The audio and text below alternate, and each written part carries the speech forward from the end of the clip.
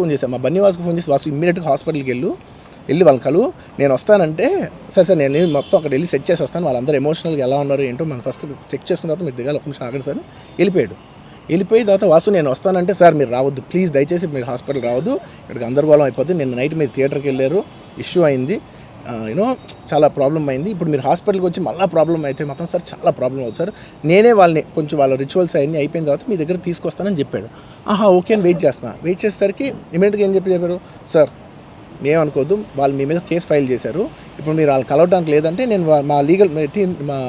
అదేం పర్లేదు వాసు నేను వచ్చేస్తాను, నేను కొంచెం మూర్ఖంగా మాట్లాడుతుంటే సార్ మా లీగల్ టీం చాలా స్ట్రిక్ట్గా చెప్పింది, sir they filed a case on you, మీరు ఇప్పుడు వెళ్తే legally it is not right thing to do, please don't go అని చెప్తే అప్పుడు ఆగాల్సి వచ్చింది. సార్ నాకు ఒక్కటే విషయం చెప్తా సార్, ఎవరో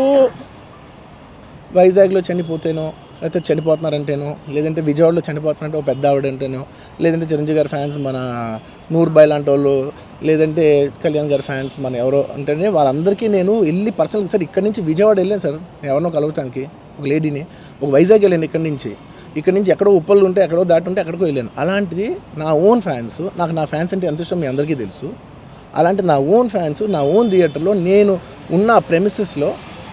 అలా జరిగిందంటే నేను వెళ్ళి కలవనాలని, వాళ్ళు కలవాలి నాకు ఉండదా, అది మినిమం కదా, అసలు ఎవడైనా వెళ్ళి కలుస్తుంది, ఎందుకు కలవను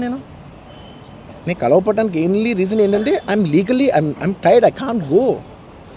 అంత మాత్రం నేను స్పందించలేదు అని అంటానికి కూడా లేదు.